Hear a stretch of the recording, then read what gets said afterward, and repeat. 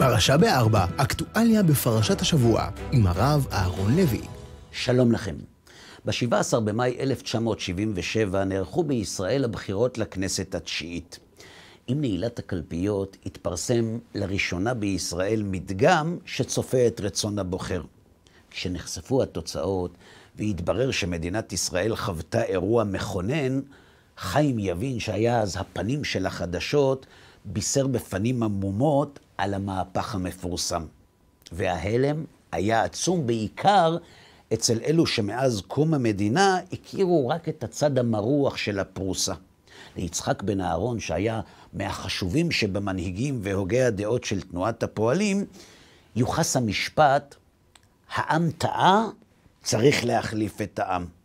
נכון, מאוחר יותר התברר שהוא לא אמר שצריך להחליף את העם, ושהוא רק אמר שעם כל הכבוד שאנו מייחסים להכרעתו של העם, אם אמנם זו ההכרעה, אינני מוכן לכבד אותה. אבל מה זה משנה, חברים? מה ההבדל בין להחליף את העם ובין אינני מוכן לכבד את הכרעת העם? מה, דמוקרטיה עובדת רק לצד אחד? נסתבר שכן. לקראת בחירות 2015, יאיר לפיד פתח את הנאום שלו במילים, מושחתים נמאסתם, והסביר. נמאס מהמושחתים, הוא אמר. נמאס מזה שגונבים לנו את המדינה. תחזירו לנו את המדינה מושחתים. אלה חברים. כמה שלפיד לא פירט בנאום שלו זה, ממי בדיוק נגנבה המדינה, מי גנב אותה ולמי בדיוק צריך להחזיר אותה, שהרי אם הממשלה נבחרה בבחירות דמוקרטיות, פירושו של דבר שהרוב בחר בה. ואם הרוב בחר בה, ממי בדיוק גנב הרוב את המדינה? מעצמו? והתשובה פשוטה. זה לא סוד שבישראל ישנן שתי קבוצות. אחת שהיא הרוב והשנייה מיעוט. את הרוב מרכיבה אוכלוסייה מזרחית ברובה, שהחברים בה מנשקים כמאות ומשתטחים על קברי קדושים, כדברי עיתונאי שנמנה על קבוצת המיעוט, פחות אינטליגנטים לפי עיתונאי אחר מאותה קבוצה, בעלי סף נורמטיבי בגובה הדשא, חסרי דעת ולוקים בהצבעה שבטית עד כדי כך שהדבר גרם לאחד העיתונים בישראל לפרסם מאמר שבו מובאים חוקרים פסיכואנליטיים שמציעים הסברים סוציולוגיים לתופעה. אל מול הקבוצה הזאת ניצבת קבוצה שמאז המהפך של 77 נמצאת במיעוט, ועליה נמנים ברובם אלו שלא לוקים בתסמונות של אלו שנמנים על קבוצת הרוב, ובעיקר אלו שישבו ליד ההגה של המדינה מאז הקמתה, ועד למהפך שעליו הכריז חיים יבין ב-77, שגרם ליצחק בן אהרון להרגיש שהוא אינו מחויב עוד להחלטת הרוב. למה לא? כי אם זה הרוב, למה להיות מחויב לו? האם חכמים ונאורים אמורים להיות כפופים לטיפשים?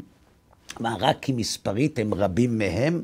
לכן, למרות שהרוב דווקא בחר בממשלה, לפיד טען שהמדינה נגנבה ושצריך להחזיר אותה מיידית לחכמים, מטביעי החותם והמורשת, למרות שהם משתייכים לקבוצת המיעוט, שהרי ידוע ומפורסם, בעיקר אצל החכמים, שרוב בניין גדול מרוב מניין, ועל כן יועיל רוב המניין של מנשקי המזוזות ומשתטחי הקברים להשיב את הגזלה לרוב בניין החכמים שהמדינה שייכת להם.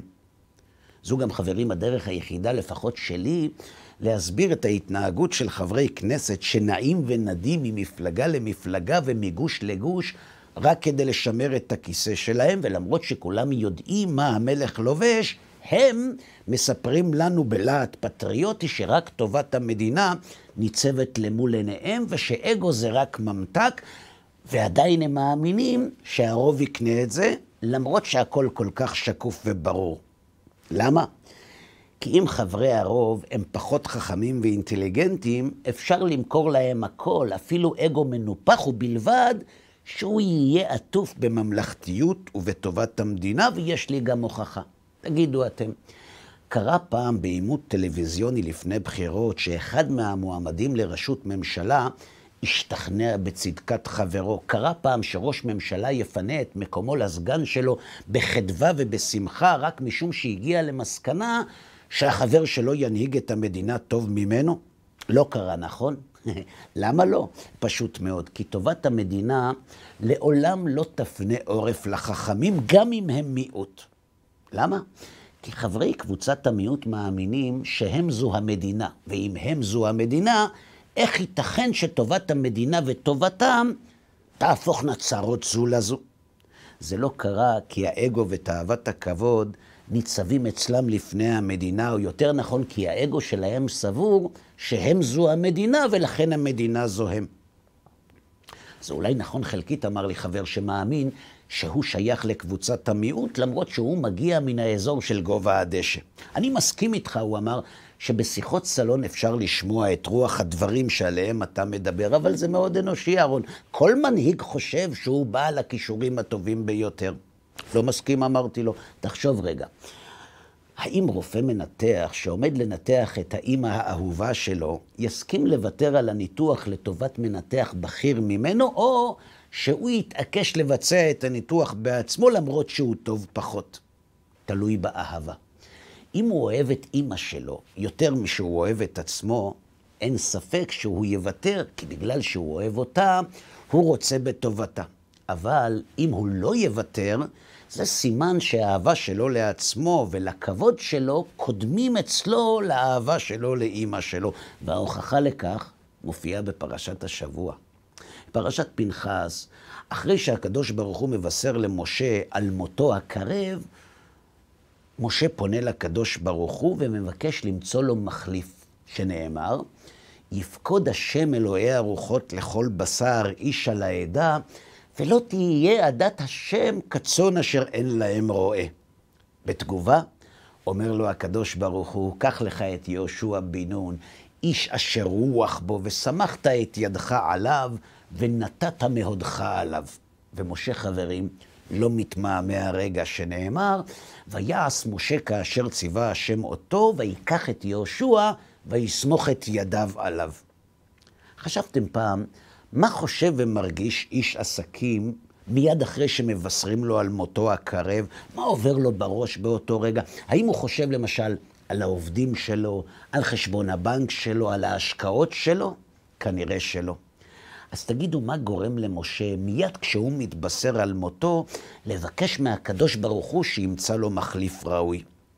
והתשובה לכך פשוטה, האהבה.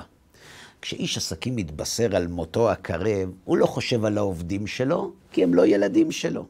אבל כשאבא מתבשר על מותו, הוא חושב רק על הילדים שלו. למה? כי בשונה מהיחס של מעסיק לעובדים, אבא אוהב את הילדים שלו. לכן משה מחפש מחליף מיד כשהקדוש ברוך הוא מבשר לו על מותו. כי היחס של משה רבנו לבני ישראל מעולם לא היה זהה ליחס של ראש ממשלה לבוחרים שלו. בשביל ראש ממשלה, הבוחרים הם כלי ואמצעי לקדם את עצמו. ובשביל אבא, הילדים נחשבים למטרה, והוא לאמצעי. לכן כשמשה מתבשר על מותו, הוא מיד מבקש מהקדוש ברוך הוא למצוא לעם ישראל מחליף הגון, וכשמתרחש מהפך, צריך להחליף את העם, כי הוא רק אמצעי, וכשהוא רק אמצעי, כשקבוצת המיעוט הנאורה מגלה שהאמצעי לא בחר בה, היא מרגישה שהאמצעי גנב למטרה את המדינה. למה? כי עבור קבוצת המיעוט האיכותית והאינטליגנטית, העם הוא רק אמצעי. ובשביל משה, העם הוא מטרה. לכן למרות שהקדוש ברוך הוא אמר לו לסמוך את ידו על יהושע ביד אחת, משה סומך את יהושע בשתי ידיו ובעין יפה, כמו שאמרו חז"ל, יותר ממה שנצטווה. כי בשביל משה, עם ישראל היה מטרה ולא אמצעי. ועוד הערה לסיום.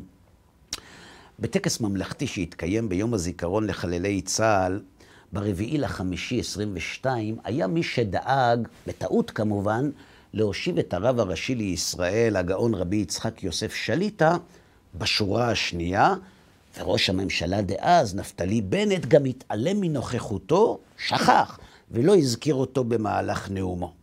תגידו, הרב התלונן על כך? לא זכור לי. למה? אולי כי הרב חשב שכבוד הנופלים קודם לכבוד האישי שלו. השבוע, בערך חודש לאחר אותו אירוע, בעקבות ההשתתפות של נשיא ארצות הברית ביידן בפתיחת המכבייה, דרש ראש הממשלה שהפך מחליפי למחליף לנאום בטקס הפתיחה לפני נשיא המדינה. וכשהוא נענה בשלילה, כך על פי הפרסומים, הוא הודיע שבגלל שכבוד המדינה קודם לכבוד שלו, אם הוא לא נואם ראשון, הוא לא נואם בכלל. ועוד סיפור אחד, גם השבוע. אחרי שהפך מבפועל לחליפי, נפתלי בנט לא הגיע לישיבת הממשלה. מהלשכה שלו אמנם נטען שהוא לא הגיע, רק כדי להשאיר את הבמה ללפיד, אבל בתקשורת התפרסם שהסיבה להיעדרותו היא הפרסום בתקשורת על כך שהוא ביקש לקבל תנאים של ראש ממשלה לשעבר, ושאם החוק לא מאפשר זאת, אז לשנות את החוק כדי שהדבר יתאפשר.